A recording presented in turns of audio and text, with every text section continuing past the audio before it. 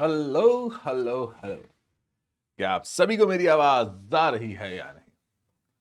I hope and I wish आप सभी cool होंगे। I hope and I wish आप सभी मस्त होंगे, मचारे होंगे, मचारे होंगे, मचारे होंगे।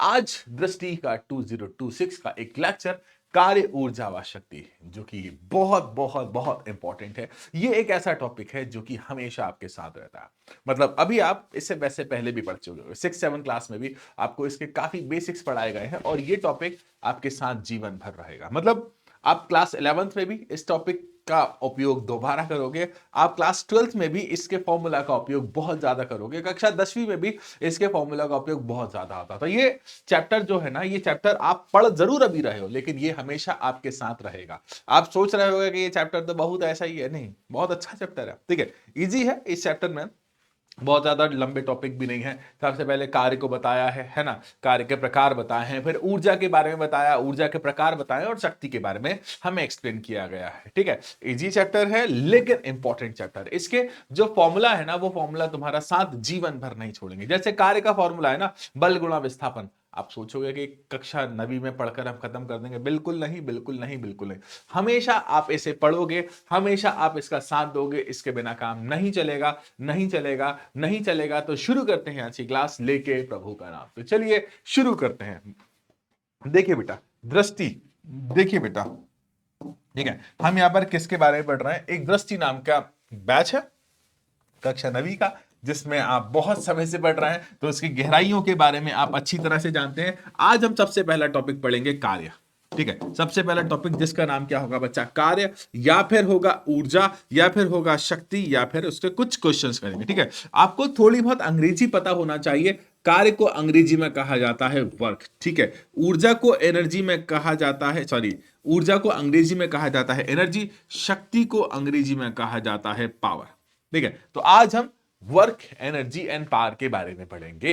बहुत इंपॉर्टेंट है। मैं आपसे क्या कह रहा हूं कि जीवन भर के लिए आप ये चैप्टर पढ़ रहे हो। ये चैप्टर सिर्फ ये 9th क्लास के स्कोर के लिए नहीं है, ये चैप्टर आपके जीवन के उन क्षणों में भी काम आएगा जिन क्षणों में आपके पास काम कोई नहीं आता। तो बढ़िया तरीके से पढ़िएगा, बढ़िया तरीके से जानिएगा, बढ़िया तरीके से पहचानिएगा। इसके बिना कोई काम नहीं होगा, नहीं होगा, नहीं होगा। ठीक है, इसके सूत्र तो सच में बहुत ज्यादा इंपॉर्टेंट है। ठीक है, आप वर्क का सूत्र जहां जहां ऊर्जा निकाल हो ना, वहां वहां आप वर्क का सहारा ही लेते हो। ठीक है, आप एनर्जी का सूत्र, भाई एनर्जी के सूत्र का उपयोग आप जिंदगी में कई जगह करोगे, और शक्ति का सूत्र, हम इन सब के बारे में आज डिटेल में पढ़ेंगे। ठीक है, अब देखो सबसे पहला टॉपिक क्या है बेटा? सबसे पहला टॉपिक है हमारा कार्य। ठीक है, सबसे पहला टॉपिक क्या है बच्चा? हमारा कार्य। ये कार्य क्या होता है भाई? हम सोचते हैं, जैसे मैं आपको बताता हूं, जैसे मैं यहां खड़ा होकर आप लोगों को लेक्चर दे रहा हूं जैसे मैं खड़ा होकर आप लोगों को भाषण दे रहा हूं, मेरा काम है ये, मेरा काम ही है आप लोगों को भाषण देना। मेरा काम ही मतलब भाषण मतलब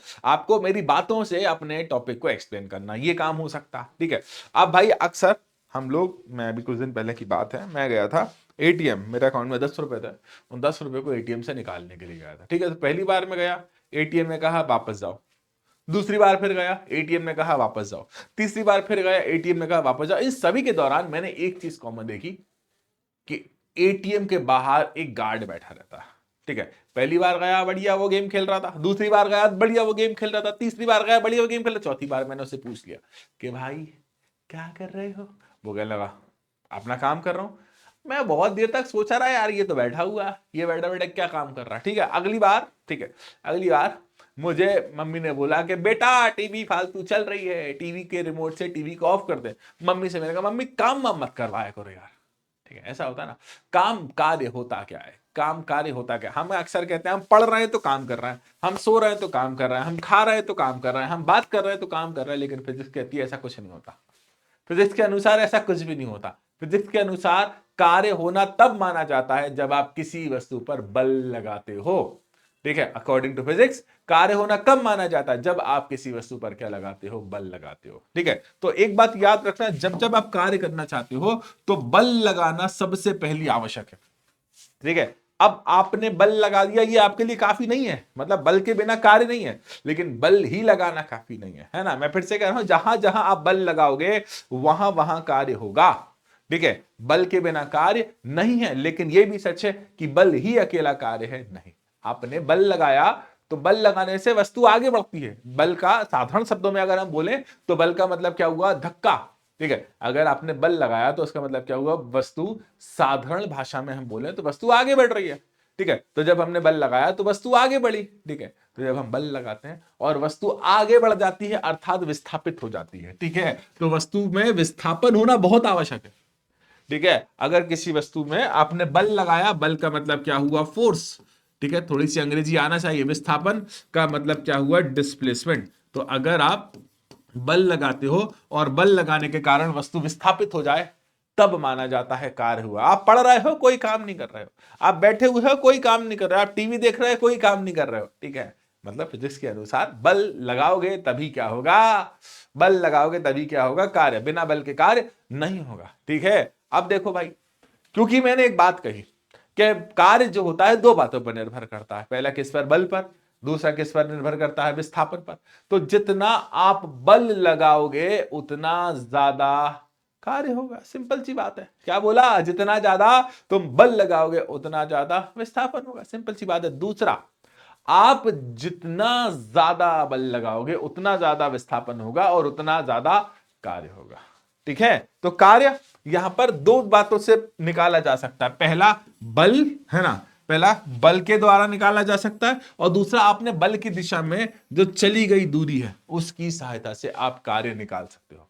ठीक है, मतलब बेटा मैं आपसे क्या कह रहा हूं कि ये जो फॉर्मूला है ना, अब तुम्हारा साथ कभी नहीं छोड़ेंगे। मतलब मैं आपसे क्या कह रहा हूं, ये फॉर्मूला तुम्हारा साथ कभी नहीं, कभी नहीं, मतलब कभी भी नहीं छोड़ेंगे।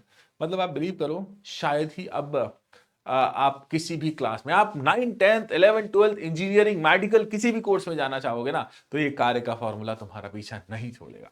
कहीं ना कहीं ऊर्जा निकालना होगी, कहीं ना कहीं कुछ निकालना होगा, तो कार्य का फॉर्मूला तुम्हारे साथ आएगा। तो देखिए, कार्य बराबर दूरी गुणा विस्थापन। अच्छा, एक चीज और हो सकती है कि आपकी बुक में एस लिखा हो, एक चीज और हो सकती है आपकी बुक में डी लिखा हो, तो दोनों काम करेगा। ठीक है, जैसा आपको लिखा हो आप उसे लिख सकते हो। तो अगर आपको कभी भी कार्य का सूत्र निकालना है बेटा, ठीक है, जीवन में कभी भी कार्य का सूत्र निकालोगे तो क्या फॉर्मूला लगाओगे, कार्य बराबर बल गुणा में विस्थापन।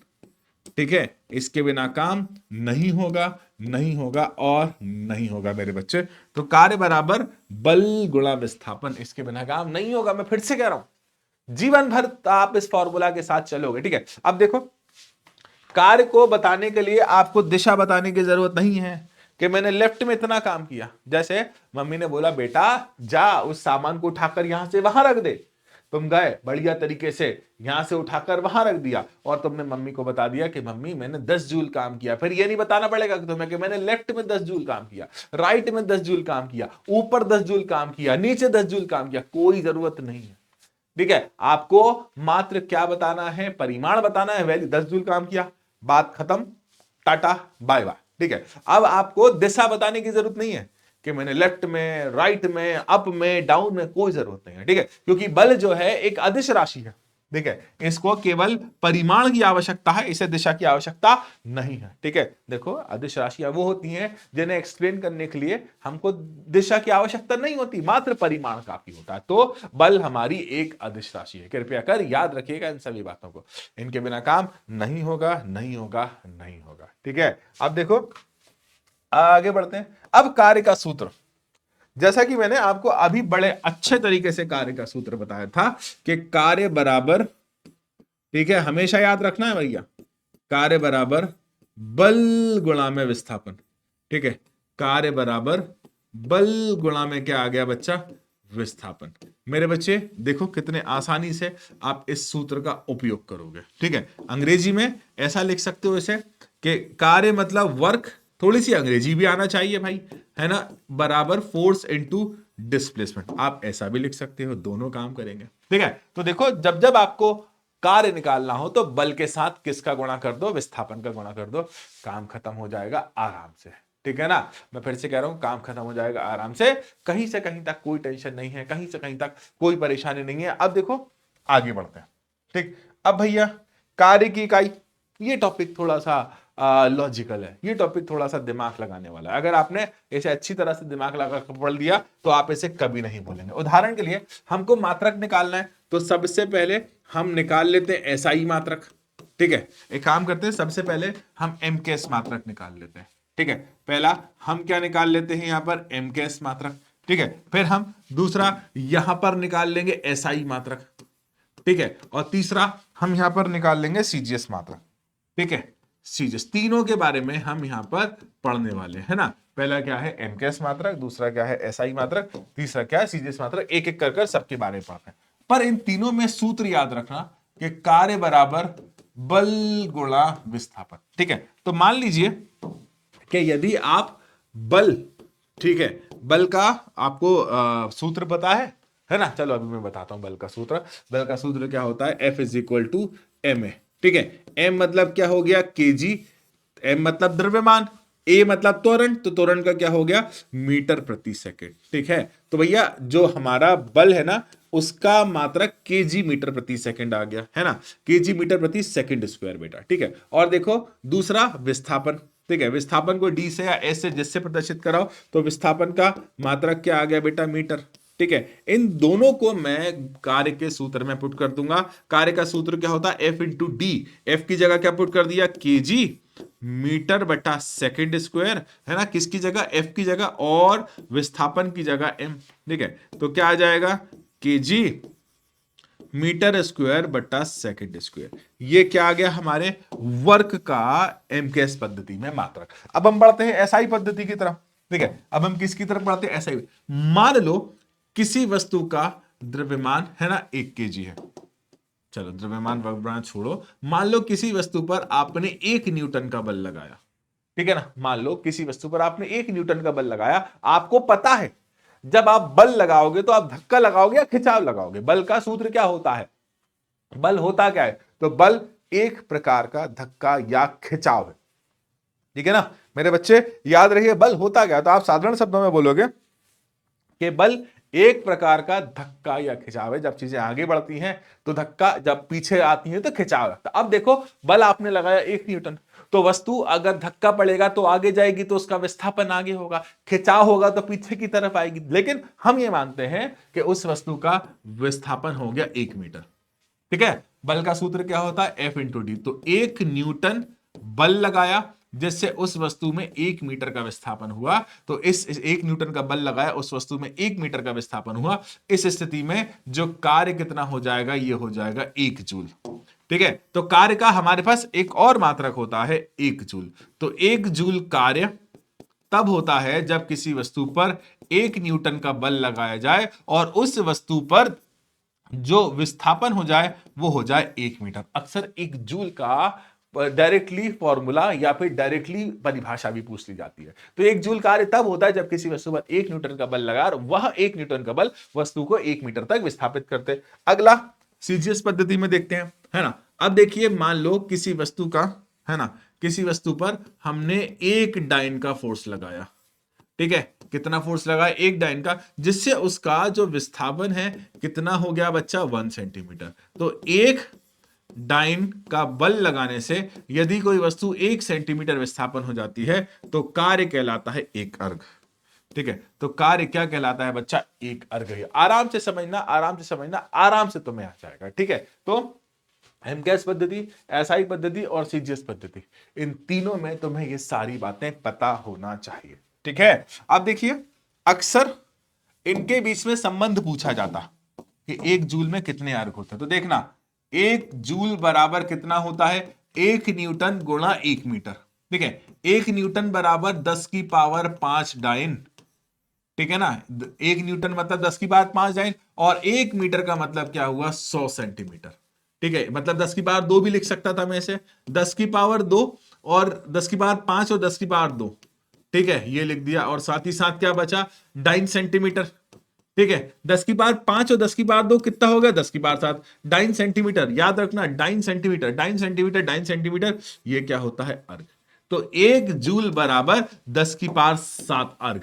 1 जूल बराबर 10 की पावर 7 अर्घ। इसके बिना काम नहीं होगा, नहीं होगा, नहीं होगा। ठीक है, कृपया कर याद रखना, बड़ा साधारण सा टॉपिक है, बड़ा सिंपल सा टॉपिक है। इससे आपके maximum questions, maximum numerical directly indirectly हो जाते हैं बेटा। ठीक है ना, maximum question, maximum numerical directly indirectly formula से हो जाते हैं। और अक्सर आपके ये क्वेश्चन जो होते हैं ना ये भी आते हैं, ठीक है ना, मतलब डायरेक्टली पूछ लेते हैं कि 1 जूल में कितने अर्घ होते हैं, और कई कॉम्पिटिटिव एग्जाम में भी ये पूछेगा इस तरह के। अब देखिए कार्य 3 प्रकार के होते हैं, धनात्मक, शून्य और ऋणात्मक। ठीक है, कार्य कितने प्रकार के होते हैं? 3 प्रकार के। पहला, मान लो आपने किसी डब्बे पर इस दिशा में बल लगाया, मान लो किसी डब्बे पर इस दिशा में बल लगाया, और जब आपने इस दिशा में बल लगाया तो विस्थापन भी इस दिशा में हो गया। ठीक है, मैं फिर से कह रहा हूं, अब मान लो किसी वस्तु पर आपने किसी एक विशेष दिशा में बल लगाया और विस्थापन भी उसी दिशा में हो, तो इस स्थिति में बल द्वारा किया गया कार्य धनात्मक होगा। ठीक है, यदि बल और विस्थापन समान दिशा में हो। ठीक है, मैं फिर से कह रहा हूं, बल व विस्थापन एक ही दिशा में हो। ठीक है ना, बल व विस्थापन की दिशा समान हो। ठीक है, और जब बल व विस्थापन की दिशा समान हो तो इस स्थिति में जो कार्य होगा वो कार्य कैसा होगा? धनात्मक। याद रखिएगा, जब बल व विस्थापन एक ही दिशा में होते हैं तो कार्य का मान, कार्य कैसा होता है? धनात्मक, धनात्मक, धनात्मक। ठीक है, जैसे आपने किसी वस्तु पर धक्का लगाया और जिस दिशा में आपने धक्का लगाया वह वस्तु उसी दिशा में विस्थापित हो गई, कार्य कैसा होगा? धनात्मक होगा। दूसरा, ऋणात्मक, शून्य कार्य। ठीक है, शून्य कार्य की दो स्थितियां, मान लो आपने किसी वस्तु पर बल लगाया लेकिन उस वस्तु में विस्थापन ही नहीं हो रहा। भाई हम चले गए हिमालय पर्वत पर धक्का लगाने के लिए और सोचा कि हिमालय पर्वत आगे बढ़ जाएगा, ना हो पाएगा। ठीक है, हमने सोचा कि हिमालय पर्वत पर धक्का लगा देंगे जिससे हिमालय पर्वत थोड़ा सा आगे बढ़ जाएगा, बिल्कुल भी नहीं हो पाएगा, बिल्कुल भी संभव नहीं है। ठीक है, नहीं हो पाएगा, कभी नहीं हो पाएगा, कभी नहीं, कभी नहीं। तो जब भी किसी वस्तु पर बल लगाया जाता है और बल लगाने के कारण उस वस्तु में क्या हो? विस्थापन ही ना हो, तो इस स्थिति में कार्य कितना होता है? शून्य होता है। इस परिस्थिति में कार्य कितना होता है बच्चा? शून्य होता है। एक बात है। दूसरा, यदि आप किसी वस्तु पर बल लगाओ, ठीक है, यदि आप किसी वस्तु पर क्या लगाओ? बल लगाओ, तो बल आप जिस दिशा में लगा रहे हो उसके लंबतः विस्थापन हो जाए। ठीक है, तो अगर बल और विस्थापन के मध्य का कोण 90 डिग्री है तो इस स्थिति में कार्य कितना होगा? शून्य कार्य होगा। कृपया कर इन सभी बातों को याद रखें। धनात्मक में कार्य की दिशा, मतलब सॉरी, बल की दिशा और विस्थापन की दिशा समान होती है। शून्य में हो सकता है विस्थापन ही ना हो, ठीक है, या फिर बल और विस्थापन की दिशा एक दूसरे के लंबता हो। ठीक है, अब हम बात करते हैं ऋणात्मक कार्य की। ठीक है, मान लो भाई ये रहा एक कोई भी वस्तु रही, ठीक है, इस वस्तु पर तुमने यहां से इस दिशा में धक्का लगा दिया। ठीक है, धक्का लगा दिया मतलब क्या लगा दिया? बल लगा दिया। अब इस वस्तु को आगे जाना था, ठीक है, इस वस्तु को ऐसे पकड़कर ऐसे आगे चला जाना था, लेकिन नहीं गई, ये वस्तु कहां आ गई? उल्टा आ गई। ठीक है, ये वस्तु कहां गई? उल्टा आ गई, तो इसका विस्थापन किस दिशा में हो गया? विपरीत दिशा में। ठीक है, तो जब बल व विस्थापन विपरीत है तो इस स्थिति में कार्य कैसा होता है? ऋणात्मक। इस स्थिति में कार्य कैसा होता है बच्चा? ऋणात्मक होता है। कृपया कर याद रखिएगा। ठीक है, धनात्मक कार्य, ऋणात्मक कार्य और शून्य कार्य जिंदगी में कई जगह, हमारे जीवन में इसके एप्लीकेशंस हो सकते हैं, जीवन में कई जगह इनका उपयोग हो सकता है। चलिए आगे बढ़ते हैं। ठीक है, चलिए आगे बढ़ते हैं। अगला क्वेश्चन। ठीक है, अब देखो, वस्तु को सतह के समांतर कार्य करने पर 100 न्यूटन का बल लगाया जाता है। ठीक है, कितना बल लगाया गया भाई? 100 न्यूटन का बल लगाया गया और उसे 8 मीटर की दूरी पर ले जाया गया, तो विस्थापन कितना दिया है? 8 मीटर। हमको किए गए कार्य की मात्रा को ज्ञात करना है, तो कार्य बराबर बल गुणा विस्थापन। बल का मान कितना है? 100, विस्थापन का मान कितना है? 8, तो 800 जूल का कार्य किया गया। कितना कार्य किया गया बच्चा? 800 जूल का कार्य किया गया। आगे बढ़ते हैं। ठीक है, आगे बढ़ते हैं। अगला है ऊर्जा। ठीक है मेरे बच्चे, इस दुनिया का संचालन कैसे हो रहा है? इस यूनिवर्स का संचालन कैसे हो रहा है? हमारे शरीर का संचालन कैसे हो रहा है? हमारे आसपास की जो भी वस्तु है उन वस्तुओं का संचालन कैसे हो रहा है? तो इन सभी का एक शब्द में आंसर है ऊर्जा के द्वारा। अब आप जब भी किसी वस्तु से कोई कार्य करवाते हो, ठीक है, उसे ऊर्जा देनी पड़ती है। उदाहरण के लिए आपने अपने छोटे भाई से बोला, आप ये जीवन में होते हैं, उदाहरण के लिए आपने अपने छोटे भाई से बोला, बेटा जा मेरा सामान तो उठा कर ला दे। छोटा भाई कहेगा 1 रुपया लूंगा मैं, है तो भाई उसके लिए ऊर्जा है। किसी भी काम को करने के लिए आपको ऊर्जा की आवश्यकता होती है, बिना ऊर्जा के कोई काम नहीं होता, नहीं होता, नहीं होता। तो कार्य करने की क्षमता को क्या कहते हैं बेटा? ऊर्जा कहते हैं। मैं फिर से कह रहा हूं, कार्य करने की क्षमता को क्या कहा जाता है बच्चा? जितना ऊर्जा उतना काम। ये जो मैंने लाइन बोली है ना, इस लाइन से आप बहुत सारे क्वेश्चंस, बहुत सारे डेरिवेशन करने वाले हो। कार्य करने की क्षमता को क्या कहते हैं? ऊर्जा। और जितनी ऊर्जा उतना कार्य, ठीक है, जितनी ऊर्जा उतना कार्य। अगर आपके पास ऊर्जा बहुत अधिक है तो कार्य भी बहुत अधिक हो जाएगा, अगर आपके पास ऊर्जा बहुत कम है तो कार्य भी बहुत कम हो जाएगा। तो कृपया कर इन सभी बातों का ध्यान रखिएगा, इनके बिना काम नहीं होगा, नहीं होगा, नहीं होगा। तो कार्य करने की क्षमता को क्या कहा जाता है बच्चा? ऊर्जा कहा जाता है। अच्छा, आपको एक बात में बड़ा कंफ्यूजन होता होगा कि सर इतनी सारी तो ऊर्जा है, कभी ये ऊर्जा, कभी वो ऊर्जा, कभी इधर ऊर्जा, कभी। भैया ऊर्जा बहुत सारे प्रकार की होती है, जिसमें से मैं आपको कुछ ना बचपन से जो नाम सुने वो बता रहा हूं।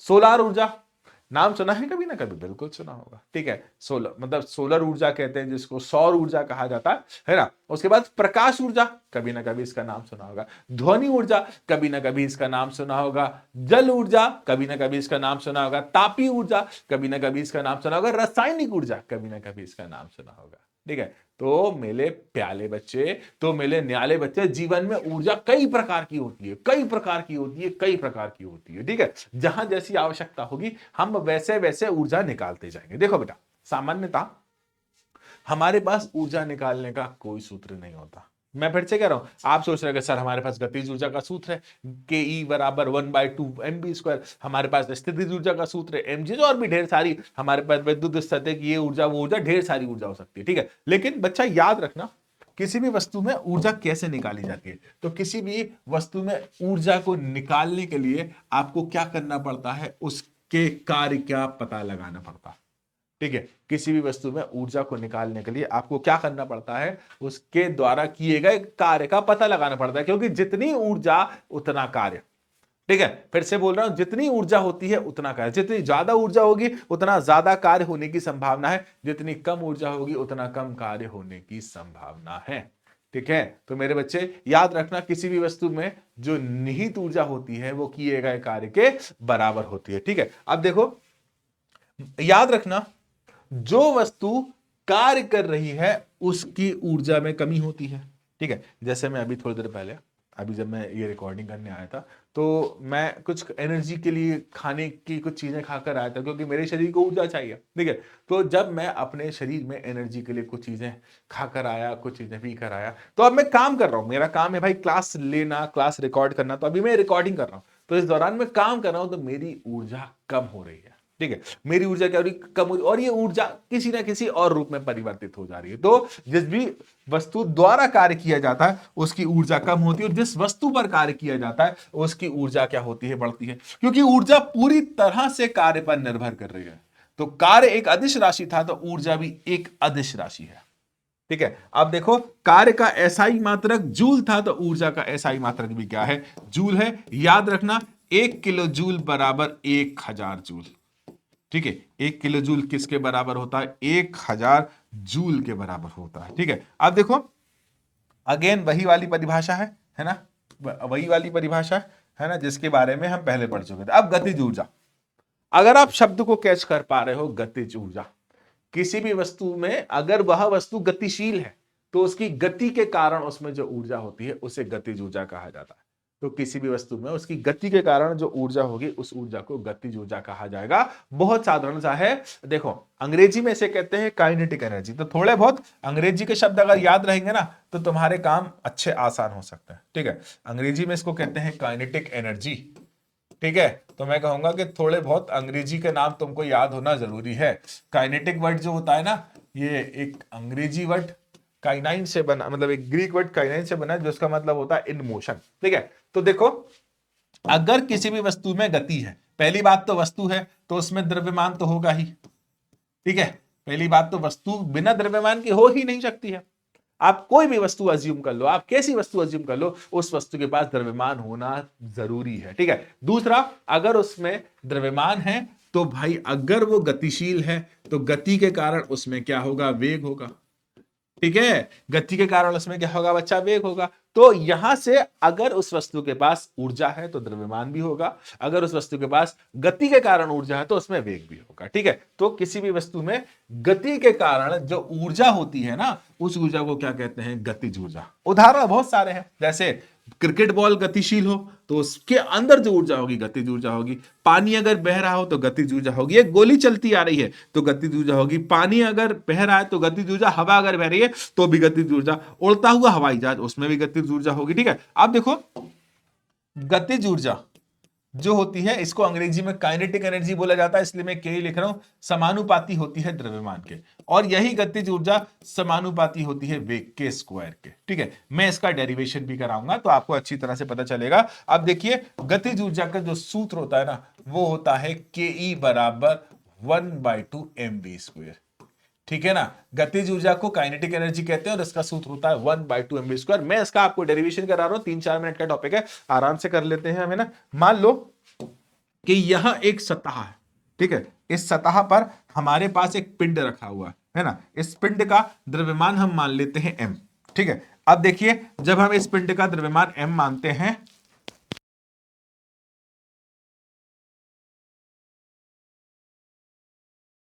आवाज चली गई थी, सॉरी। ठीक है, जब हम इस पिंड का द्रव्यमान m मान लेते हैं तो इस पिंड पर हम लगाते हैं बल। ठीक है, इस पिंड पर बल लगाया क्योंकि यह पिंड प्रारंभ में रखा था तो इसका प्रारंभिक वेग कितना हो गया, 0 हो गया। ठीक है, अब यह पिंड चलने लगा। ठीक है, अब ये पिंड चलता चलता चलता चलता यहां आगे बढ़ रहा है। ठीक है, इसके द्रव्यमान में कोई परिवर्तन नहीं होगा और इसमें लगाए गए बल के कारण ये इस दिशा में आगे बढ़ रहा है, और जब ये इस दिशा में आगे बढ़ रहा है तो इसका वेग कितना हो जाएगा, v हो जाएगा। ठीक है, जब ये इस दिशा में आगे बढ़ रहा है तो इसका वेग कितना हो जाएगा बच्चा, v हो जाएगा। मेरे प्यारे बच्चे याद रखिएगा, याद रखिएगा, याद रखिएगा। ठीक है, अब देखिए क्योंकि वस्तु का प्रारंभिक वेग कितना है, 0 है, जो आपने बल आरोपित करा वो कितना है, F है, और इसने विस्थापन भी किया, यहां से लेकर यहां पहुंच गया, तो विस्थापन को हम मान लेते हैं d। ठीक है, मैं आपको बता रहा हूं गतिज ऊर्जा का सूत्र कहां से आया। तो जब विस्थापन वो हो गया बेटा, वो क्या हो गया, d। मैंने आज की क्लास में जब मैं आपको ऊर्जा पढ़ाना शुरू करा था तो मैंने बोला था हमारे पास ऊर्जा का कोई सूत्र नहीं होता। हमें अगर ऊर्जा निकालना होता तो हम किसका उपयोग करते, तो हमें अगर ऊर्जा निकालना होता है तो हम उपयोग करते हैं कार्य का। तो हम क्या निकालेंगे, कार्य। ठीक है, तो देखिए बच्चा, कार्य बराबर बल गुणा विस्थापन। तो बल मतलब क्या हो गया, F, और विस्थापन क्या हो गया बच्चा, d। अब न्यूटन के नियम से आपको न्यूटन के नियम याद रखना है। ठीक है, क्या बोला मैंने, न्यूटन के नियम से। ठीक है, न्यूटन का नियम क्या होता है, F = ma। ठीक है, इस F की जगह मैं पुट कर रहा हूं, तो कार्य = F की जगह क्या पुट कर रहा, MAD। ये लो भाई, ये आ गई द वैल्यू ऑफ कार्य। ठीक है, ये लो भाई, ये क्या आ गई बच्चा, द वैल्यू ऑफ कार्य, कार्य की वैल्यू आ गई MAD। एक बात ये, ठीक है। दूसरी बात ध्यान से समझना, इसके बिना काम नहीं होगा। अब क्योंकि हमने MAD निकाल दिया है, अब ये वस्तु गतिशील है और हर गतिशील वस्तु पर हम लगा सकते हैं गति के समीकरण। ठीक है, हर गतिशील वस्तु पर हम क्या लगा सकते हैं बच्चा, गति के समीकरण। ठीक है, ध्यान से समझना, बहुत आसान है, बहुत आसान है, बहुत आसान है। ठीक है, गति के समीकरण v² बराबर u² प्लस 2ad। ठीक है, आप इसके बारे में अच्छी तरह से जानते हो, v तो v रहेगा, u प्रारंभिक वेग का मान देखो 0 है। ठीक है, प्लस 2 अपनी जगह है, a अपनी जगह है, d होता है विस्थापन, जिसको आपने d ही लिया है। ठीक है, तो v² बराबर 2ad। ठीक है, तो 2 को नीचे ले आइए, तो v² बटा 2 बराबर ad। ठीक है, तो ad का मान मैं यहां पुट कर रहा हूं। ठीक है, ad का मान मैं कहां पुट कर रहा हूं, यहां पर पुट कर रहा हूं, तो w m अपनी जगह है, ad का मान v² बटा 2।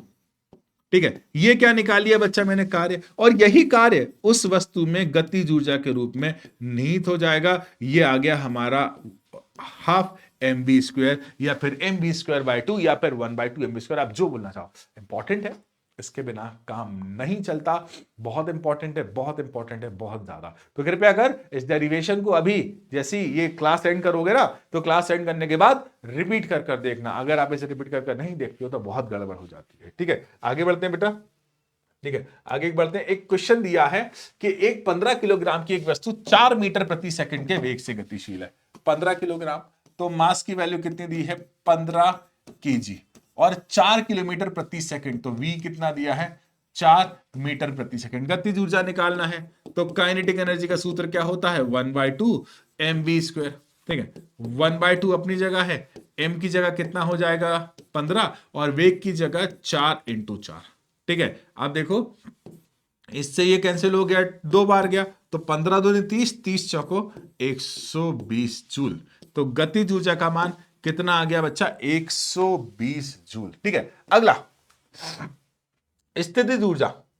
ठीक है भाई साहब, किसी भी वस्तु में यह जरूरी नहीं कि हमेशा गतिज ऊर्जा हो, इस वस्तु में अपनी विशेष स्थिति के कारण, जैसे आप लोग कभी ना कभी किसी डैम पे गए होंगे, डैम मतलब बांध कहा जाता है, आप लोग जीवन में कभी ना कभी किसी ना किसी बांध पर गए होंगे।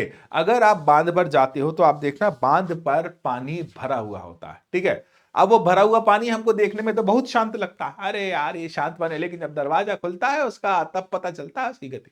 तो है ना, उसको बांध को हमेशा ऊंचाई पर बनाया जाता है, बांध को हमेशा हाइट पर बनाया जाता है। क्यों? क्योंकि अगर उसमें हम दरवाजा खोल देते हैं तो उस पानी की स्थितिज ऊर्जा जो है ना, पानी की स्थितिज ऊर्जा गतिज ऊर्जा में बदल जाए। तो हम डैम को ऊपर क्यों बनाते हैं?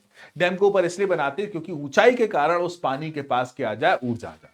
तो किसी भी वस्तु की एक कोई विशेष स्थिति हो सकती है, ठीक है, या फिर उसकी स्थिति में परिवर्तन के कारण जो ऊर्जा निहित होती है ना, उसे कहा जाता है स्थितिज ऊर्जा। अंग्रेजी में इसको कहते हैं बेटा पोटेंशियल एनर्जी। ठीक है, अंग्रेजी में इसको क्या कहते हैं बच्चा, पोटेंशियल एनर्जी, पीई कहते हैं बेटा इसको, क्या कहते हैं, पीई। ठीक है, आगे बढ़ते हैं। स्थितिज ऊर्जा जो होती है वो डायरेक्टली डिपेंड करती है बेटा द्रव्यमान पर।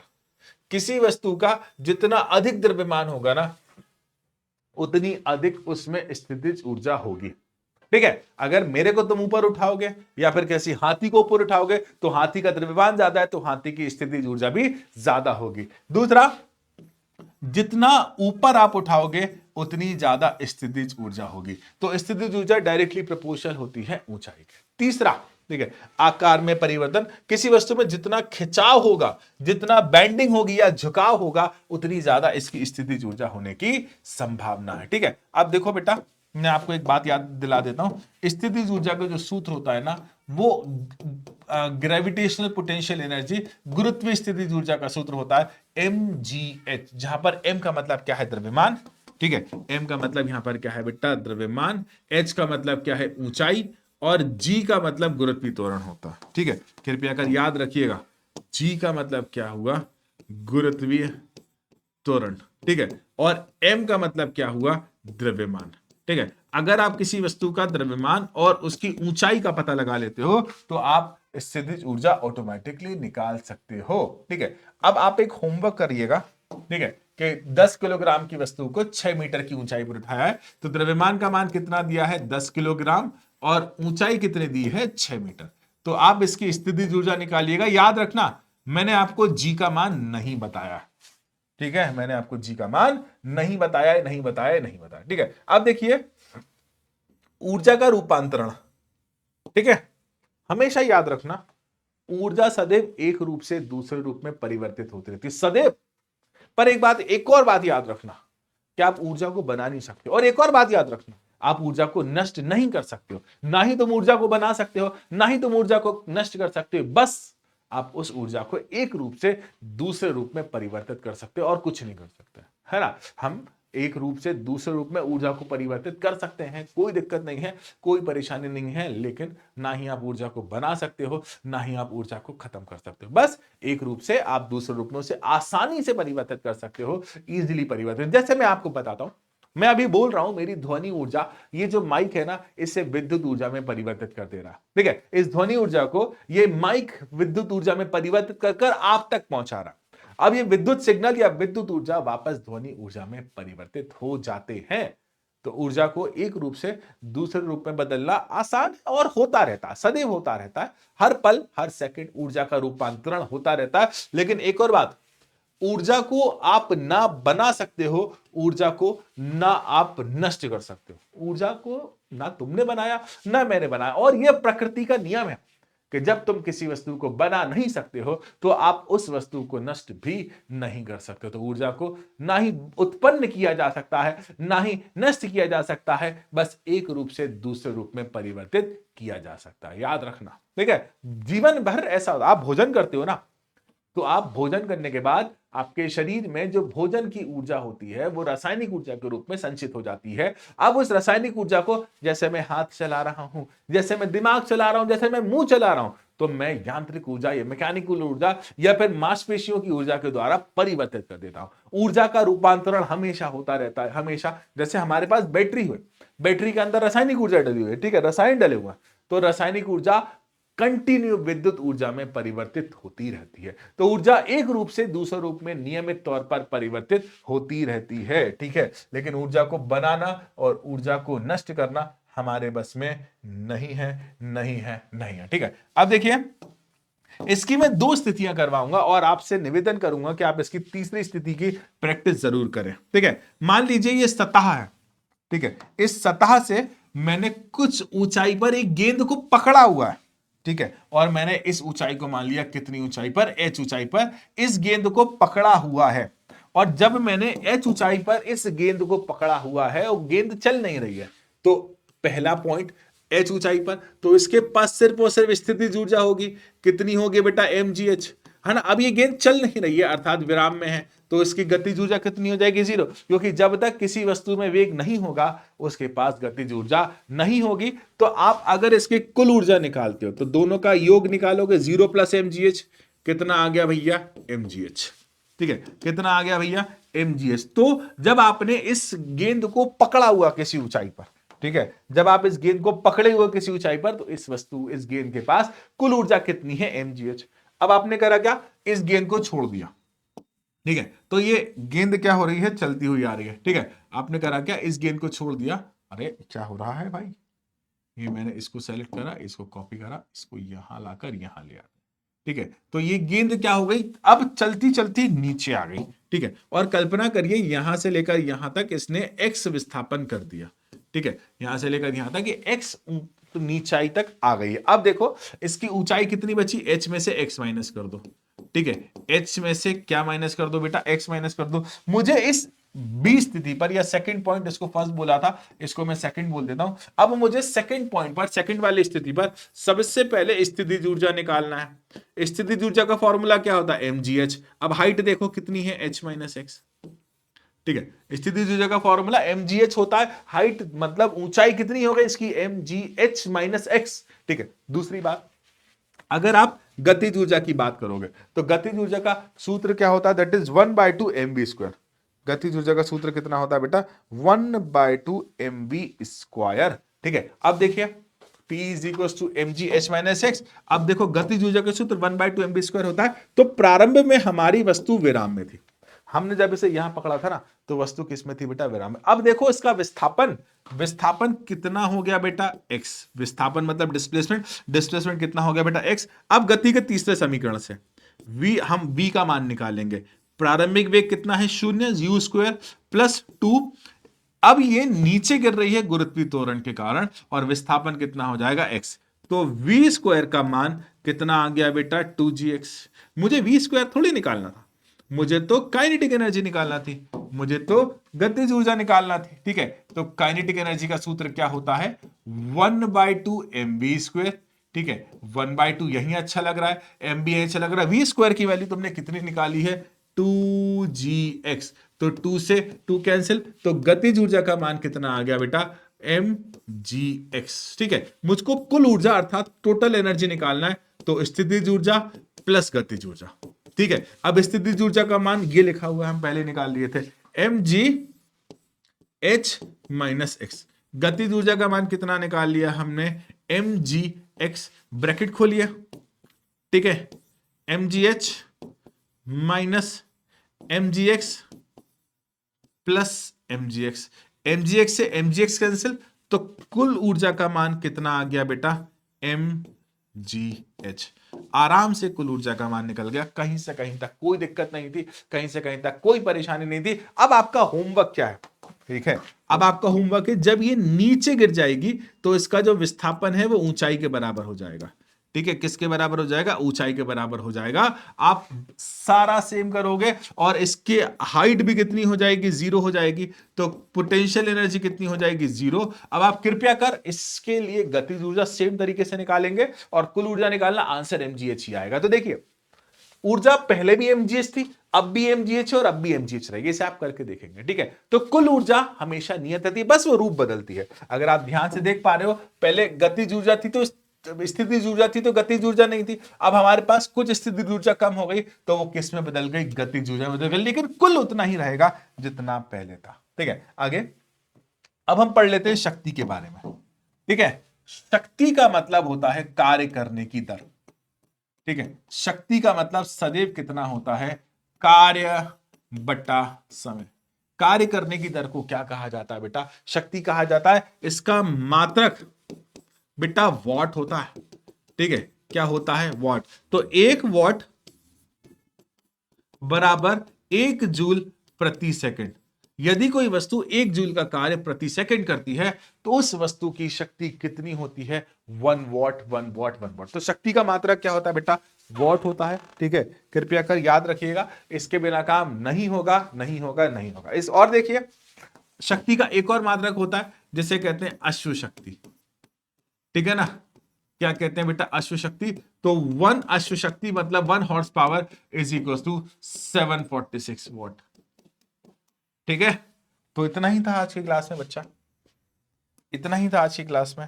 जितने मैंने कॉन्सेप्ट पढ़ाया ना, ये आपके लिए बहुत इंपॉर्टेंट है। छोटा ही लेक्चर होगा, इनके बिना काम नहीं चलेगा, तो please please please please please अच्छी तरह से पढ़िएगा, ठीक है। नोट्स मिलेंगे आपको कमेंट की पिंड लिंक में मिल जाएंगे, या फिर एक लिंक लगी हुई है वहां पर आपको मिल जाएंगे, ठीक है। Bye bye bye bye and bye bye मेरे प्यारे बच्चों।